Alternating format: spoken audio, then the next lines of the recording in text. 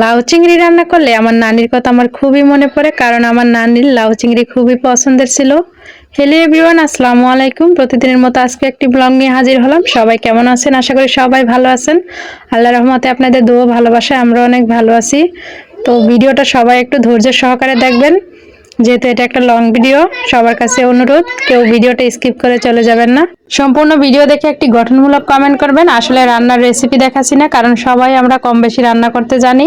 তো আসলে আমি যেভাবে রান্না করি সেভাবে আপনাদের সাথে শেয়ার করলাম। লাউ চিংড়ি রান্নার জন্য আমি চিংড়ি মাছের সাথে চিংড়ি মাছের যে মাথাগুলো ছিল এগুলো কিন্তু বেটে নিয়েছিলাম।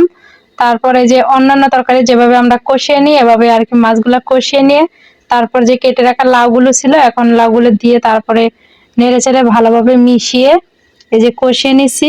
আর আজকের লাউটা অনেক কচি ছিল, দেখেই বুঝতে পারছেন। বিচিগুলো একবারে ছোট ছোট, মনে হইতেছে যে কষানোর মধ্যে মনে হয় সিদ্ধ হয়ে যাবে। আর যে চিংড়ি মাছগুলো দিয়ে রান্না করতেছি এগুলো একবারে দেশি চিংড়ি মাছ। সবগুলা চিংড়ি মাছের মধ্যে ডিম আছে ছোট ছোট। তো দেখেন আমি ভালোভাবে কষিয়ে নিতেছি। আমার লাউ কিন্তু প্রায় অর্ধ সিদ্ধ হয়ে গেছে। আর আপনারা কারা কারা লাউ চিংড়ি খেতে পছন্দ করেন ভিডিও শেষে কিন্তু কমেন্ট করে জানিয়ে যাবেন। আর লাউ তরকারি রান্না করলে আমি একটু ঝোল ঝোল করে রান্না করি, কারণ আপনার ভাইয়া লাউয়ের তরকারি একটু ঝোল ঝোলই পছন্দ করে।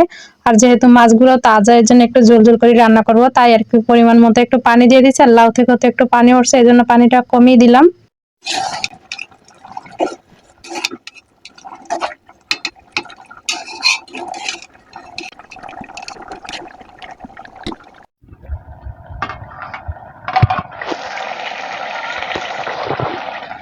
লাউয়ের তরকারিটা প্রায় সিদ্ধ হয়ে গেছে, এই জন্য আমি নামিয়ে নেওয়ার আগে একটু ধনিয়া পাতা কুচি দিয়ে দিতেছি। আর আমি কিন্তু তরকারিতে ধনিয়া পাতা কুচিটা একটু বেশি দেই। অনেকে মনে করতে পারেন যে এতগুলা দেওয়া লাগে না, আসলে আমি তরকারিতে ধনিয়া পাতা কুচিটা একটু বেশি দেই, যার যেভাবে ভালো লাগে। আমার লাউয়ের তরকারি কিন্তু অনেক পছন্দের। তো আমার তরকারি কিন্তু প্রায় হয়ে গেছে। এখন আমি একটা কড়াইয়ের মধ্যে তরকারিটা নামিয়ে নিব, কারণ আমি কড়াইয়ের মধ্যে তরকারিটা রাখবো। দেখেন একটু একটু ঝুল ঝুল কিন্তু হয়েছে।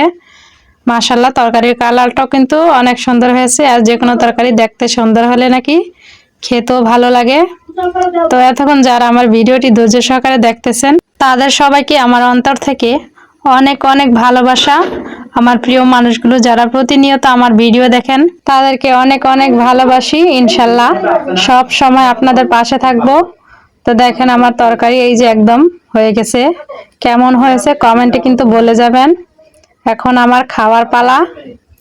এই যে প্লেটে ভাত নিয়ে এখন তরকারি নিয়ে বেশি করে খাইতেছি। মাশাআল্লাহ, আলহামদুলিল্লাহ, অনেক মজা হয়েছে। তো বন্ধুরা, আজকের মতো বিদায় নিচ্ছি। সবাই ভালো থাকবেন, সুস্থ থাকবেন। আল্লাহ হাফেজ।